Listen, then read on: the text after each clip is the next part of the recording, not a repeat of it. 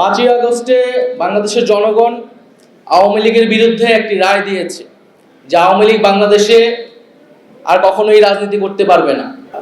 যেই কয়েকটা রাজনৈতিক দল, ফ্যাসিবাদ বিরোধী দল আমাদের বিশ্ববিদ্যালয়গুলোর ছাত্র আন্দোলনগুলোতে ভূমিকা রাখতো নানাভাবে, সামনে থেকে পিছন থেকে প্রত্যক্ষ পরোক্ষভাবে, এবি পার্টি তার মধ্যে অন্যতম। বিভিন্ন সময় এবি পার্টির নেতৃবৃন্দ আমাদেরকে সেই সহায়তা দিয়েছেন। আরো অনেক বিভিন্ন রাজনৈতিক দলই আমাদের গত 7-8 বছরে আমাদের বিশ্ববিদ্যালয়ের যে ফ্যাসিবাদ বিরোধী ছাত্র আন্দোলন সেখানে ভূমিকা রেখেছে। তো এবি পার্টিকে সেজন্য আজকের এই আয়োজন থেকে ধন্যবাদ জানাচ্ছি। তো আজকে আমাদের পুরো রাজনৈতিক অঙ্গনেই যে আলোচনা ধরে আগাচ্ছে রাজনীতি, সংস্কার, নির্বাচন এবং তার সাথে আওয়ামী লীগের বিচার, তা আমরা মনে করি যে কোনোটাই একে অন্যের থেকে বিরোধী নয়, বরং এই তিনটার সমন্বয়ে বাংলাদেশের এই যে পরিবর্তন, গণতান্ত্রিক রূপান্তর, সেটি হওয়া সম্ভব।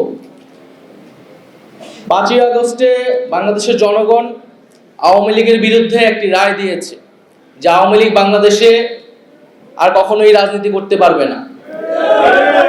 ফলে আমরা যখন বলি জনগণ সিদ্ধান্ত নেবে আওয়ামী লীগের ব্যাপারে, জনগণ সিদ্ধান্ত নিতে পারে দুইটি উপায়, একটি ভোটের মাধ্যমে, একটি রাজপথে তাদের অবস্থান জানান দিয়ে গণ অভ্যুত্থানের মাধ্যমে।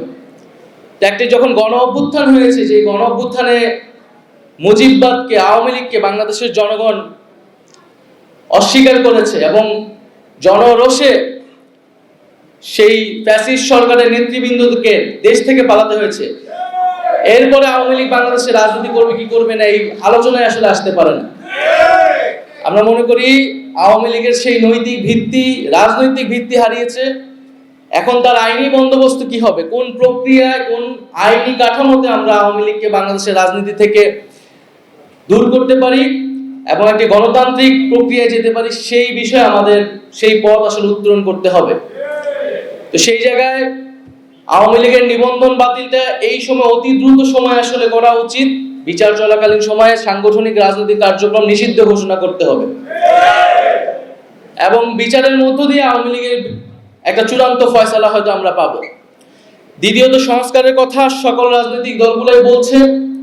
আমরা বলছি যে একটা মৌলিক সংস্কারের জায়গা আমাদের ঐক্যমত হতে হবে, যেই সংস্কারের মাধ্যমে শাসন ব্যবস্থা এবং ক্ষমতা কাঠামোর পরিবর্তন হতে পারে।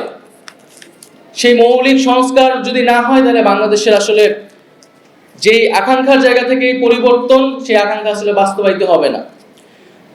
তৃতীয়, নির্বাচন খুবই গুরুত্বপূর্ণ এবং নির্বাচন মানে হচ্ছে ক্ষমতা হস্তান্তরের প্রক্রিয়া এবং এই প্রক্রিয়া নিয়েই বাংলাদেশে সবসময় যে রাজনৈতিক দ্বন্দ্ব তৈরি হয়েছে এবং এই শান্তিপূর্ণ ক্ষমতা হস্তান্তরের জন্য আসলে প্রাতিষ্ঠানিক নিয়মের বাইরে প্রয়োজন রাজনৈতিক দলগুলোর সদিচ্ছা, রাজনৈতিক সংস্কৃতির পরিবর্তন, রাজনৈতিক দলগুলোর মধ্যে নিজেদের মধ্যে সেই আস্থা এবং বিশ্বাসের জায়গা অর্জন করা। সেই আস্থা ও বিশ্বাসের জায়গা যদি অর্জন না হয়, তাহলে শান্তিপূর্ণ ক্ষমতা হস্তান্তরের যেই সংস্কৃতি, সেটি বাংলাদেশে আমরা চালু করতে পারবো না। আমরা আশা করব যে এবারে গণ অভ্যুত্থানের মধ্য দিয়ে যে জাতীয় ঐক্যমত এবং জনগণের আকাঙ্ক্ষা তৈরি হয়েছে, সেই আকাঙ্ক্ষার প্রতি সবাই শ্রদ্ধাশীল থেকে আমরা বাংলাদেশে শান্তিপূর্ণভাবে ক্ষমতা হস্তান্তরের একটি সাংবিধানিক প্রক্রিয়া এবং একটি রাজনৈতিক সংস্কৃতি তৈরি করতে পারবো। আজকে এবি পার্টির 5ম প্রতিষ্ঠাবার্ষিকী উপলক্ষে আবারও শুভেচ্ছা এবং আমাকে আমন্ত্রণ জানানোর জন্য ধন্যবাদ জানাচ্ছি। আসসালামু আলাইকুম।